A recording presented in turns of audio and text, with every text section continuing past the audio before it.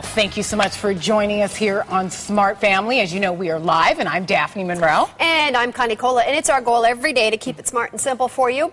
And hopefully, you're going to learn something along the way with us every day. And today, we're talking about RESPECT. You like that? We practiced that, actually. So geeky. That was good. But we did it perfect, right? Yeah, on time. We kind of did it on tune for once. Yes. Hey, we're talking about respect, actually, today, if you didn't quite get us in tune there. And actually, we're talking about respect and your kids, and the two don't go together so well, so often. So we're going to try to make it happen a little easier for you. Absolutely. Have you run into any of those problems? Not at all. You know, I've been told that by my husband and my daughter, yes, that I just walk into a room and I demand respect just by not even saying anything. I don't even know how I do it. And then you woke up and you went, oh, I guess I was dreaming there, wasn't I, for a moment? No. I was running the household that way. It's something about my physique there, It could be. It could be. I actually, I talked to a psychiatrist one time who said every time kids open their mouth, they're challenging you. So what they want to know every time, because it feels like you say no or you can't or don't do that, every single time you just have to think of it as a challenge and make sure you hold strong as a parent to whatever you believe and then move on from there. Just keep towing the line every time. That's right. Every time they open their mouth. Yeah, I wait till your kids get to be tweeners. Go ahead. Yeah, I'm not looking forward to it. Hey, a lot of you have been sounding off today on our Smart Family 15 Facebook and Twitter pages. And Letitia Mack says, you know, it seems that parents find themselves in this power struggle because they want to be friends and equals with their children. And it's okay to be friends with your kids, but be a parent first and set boundaries and limitations. And that is so true.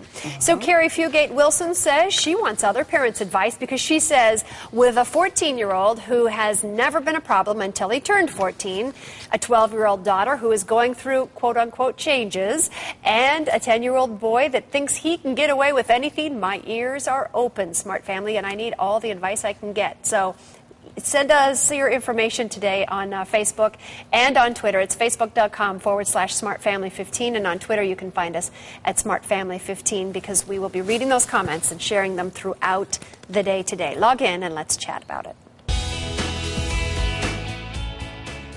Well, we're talking important parent stuff this afternoon. As parents, we need to teach our children to respect us. But sometimes you find yourself in a power struggle over who's in charge. Well, Dr. Lynn Kenny, who's the author of The Family Coach Method, is here with us with some important information on how to handle a situation like this. So, Dr. Lynn, first of all, thanks for joining us. My joy, but I'm laughing. This has never happened to us before, has it? Only every day. Right, absolutely. Because I will tell you, especially when you have tweeners, the little things and the attitudes and the rolling of the eyes can be, you know, rather difficult. So what's some advice that you're going to give us? You know, why do kids do this? Why do they, you know, well, you know, these tweeners that live in our houses, these little aliens, you know, they're supposed to be developing their independence, and they want to have their own voice and their own viewpoint. And what we've got to do is carefully structure how it's appropriate for them to express it, right? So if they're acting like they're our equal, we could just give a little gentle reminder.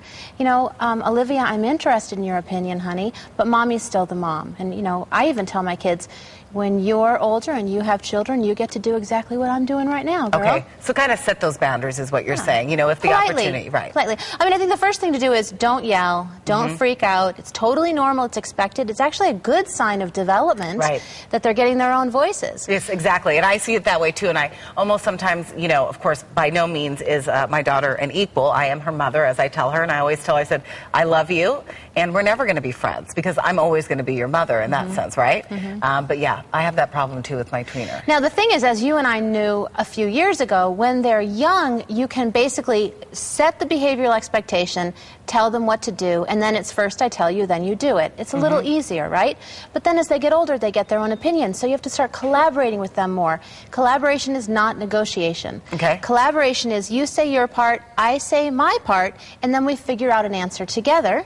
Okay. All right. If we don't agree, who wins? Okay. We do. Well, let me ask you a question. So, treat kids like kids. Yeah, well, you know, I think that treat kids like kids is such a personal thing. I mean, like in my view, we have to teach them with honor and respect and dignity. Rosalind Weissman says, create a culture of dignity, right? It doesn't mean be mean to them, talk down to them. But being kind and polite and respectful and dignified with your child doesn't make them your equal.